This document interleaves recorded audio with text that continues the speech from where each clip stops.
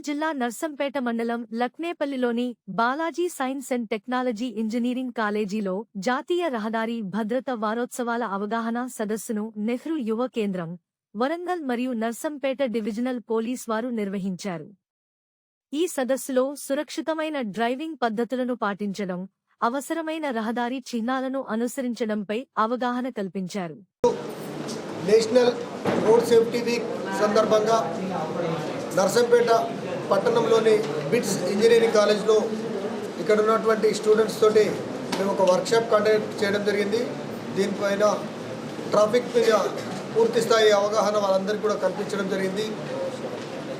వివిధ సబ్జెక్ట్స్ అంటే motor vehicle department నుంచి వెళ్ళి, మా పోలీస్ డిపార్ట్మెంట్ నుంచి వెళ్ళిన తర్వాత టీచర్స్ అందరు కూడా వాళ్ళకు ఉన్నటువంటి ఎక్స్పీరియన్స్ అంతా కూడా వాళ్ళకు చెప్పడం జరిగింది. తర్వాత ఒక డాటా కూడా పీపీటీ ప్రజెంటేషన్ చేసి వారందరికీ ఈ రోడ్ సేఫ్టీ మీద ఒక అవగాహన కల్పించడం జరిగింది. దీన్ని ప్రాక్టికల్గా ఈ పిల్లల చేత కొంత ట్రాఫిక్ జంక్షన్ల నుంచి వెళ్ళి వాళ్ళ సర్వీసెస్ యూటిలైజ్ చేసుకోవడం జరుగుతుంది. అంతేకాకుండా ఈరోజు ఈ క్లాస్ విన్న పిల్లలందరినీ భవిష్యత్తులో కూడా ఏదైనా ప్రోగ్రామ్స్ సంబంధించినటువంటి వాలంటీర్స్గా కూడా మేము ఆ ట్రాఫిక్ తర్వాత ఈ బందోబస్తులలో కూడా మేము వాళ్ళ సర్వీసెస్ యూటిలైజ్ చేసుకుంటాము. చాలా మంచి కాలేజీ. ఈ విద్యార్థులందరూ కూడా చాలా చక్కగా పార్టిసిపేట్ చేసి వాళ్ళందరూ కూడా మాకు చాలా కోఆపరేట్ చేశారు. బిట్స్ ఇంజనీరింగ్ కాలేజ్ సంబంధించినటువంటి యాజమాన్యానికి మరియు కోఆపరేట్ చేసిన స్టూడెంట్స్ అందరికీ కూడా మా పోలీస్ డిపార్ట్మెంట్ నుంచి వెళ్ళి ధన్యవాదాలు తెలియజేస్తున్నాం. లైఫ్లోనే జరిగిన ఒక ఇన్సిడెంట్ చెప్తాను. మా అమ్మ నాన్న రోడ్ మీద సైడ్కి వెయిట్ చేస్తున్నారు. వాళ్ళు నార్మల్గా వెయిట్ చేస్తున్నారు. వెనుక నుంచి ఎవరో తాగేసి వచ్చారో ఎలానో తెలీదు, వచ్చి గుద్దేసి వెళ్ళిపోతూనే ఉన్నారు. అమ్మ నాన్న ఇద్దరికి హెడ్ మీద తాకి ఇద్దరికి కుట్లు కూడా పడ్డాయి. సేమ్ అలానే ఒకసారి మా అమ్మ, మా అక్కయ్య, మా అన్నయ్య వెళ్తున్నారు బైక్ మీద. వాళ్ళ ఎదుటిగా ఏ వెహికల్ ఎవరు, జస్ట్ ఒక యానిమల్ వచ్చింది, కవ్ వచ్చింది. రాగానే ముగ్గురు ఇలా పడిపోయారు. మా అక్క అప్పుడు ఆ టైంలో ప్రెగ్నెన్సీతో ఉంది. తనకి బ్యాక్ బోన్ కొంచెం ఫ్రాక్చర్ అయింది అండ్ మా అమ్మ కూడా హెడ్ ఫ్రాక్చర్ మళ్ళీ అయిపోయింది. సో ఇప్పుడు చెప్పా కదా, మా అమ్మ జస్ట్ అక్కడ వెయిట్ చేస్తుంటే వచ్చి గుద్దేసి వెళ్ళిపోయారు. కాబట్టి వాళ్ళు కూడా పెద్ద ఏజ్ ఏం కాదు, మన ఏజ్ గ్రూప్ వాళ్ళే వాళ్ళందరూ. సో మీ అందరూ కూడా కొంచెం జాగ్రత్తగా ఉండండి.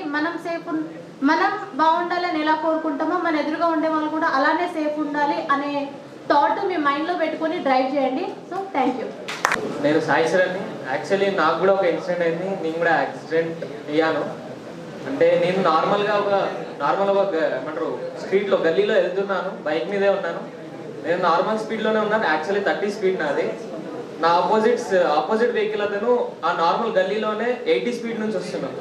చాలా ర్యాష్గా వచ్చాడు అండ్ నాకు ఫ్రాక్చర్ కూడా అయింది. ఇదిగోండి హ్యాండ్ నాకు క్రాస్ ఉంటుంది, ఇది ఫింగర్.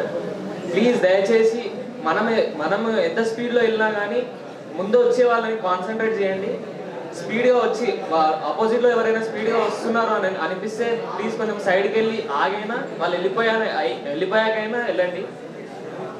సో ప్లీజ్ డ్రైవ్ చేసే వాళ్ళ మాత్రం కొంచెం కేర్ఫుల్గా డ్రైవ్ చేయండి.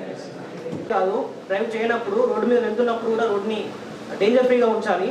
నా ఫ్రెండ్ అఖిల్ అని ఒకడు ఉంటాడు, వాడు కొబ్బరికొండం తాగుతాడు, రోడ్డు మీద చేస్తాడు. ఎదురుకున్న బండి దాని దూకే యాక్సిడెంట్ అవుతుంది. ఇంకోటి అమ్మాయిలు, ఇంతకుముందు ఒక ఇద్దరు మాట్లాడినప్పుడు ఇంకా ఈ స్కీమ్ మొత్తం అబ్బాయిలకే, అమ్మాయిలకి ఎందుకు, అమ్మాయిలకు అవసరం లేదు అంటారు. నాకు తెలిసి అమ్మాయిల వల్లనే యాక్సిడెంట్ ఎక్కువ అవుతున్నాయి.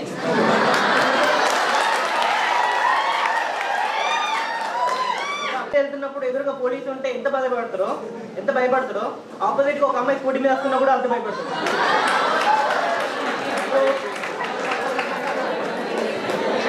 ఇంకో పాయింట్ ఏంటంటే, బస్సులో వెళ్తున్నప్పుడు అమ్మాయిలు బింగో ప్యాకెట్ తింటూ ఉంటారు, రెడ్ కలర్. అది తింటుంటారు, బింగో సైడ్ అవసరం పడేస్తారు.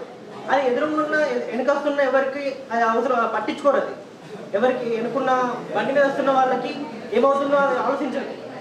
సో విండో సీట్స్ కూర్చున్న అమ్మాయిలు జాగ్రత్త, మీ బ్యాగ్లో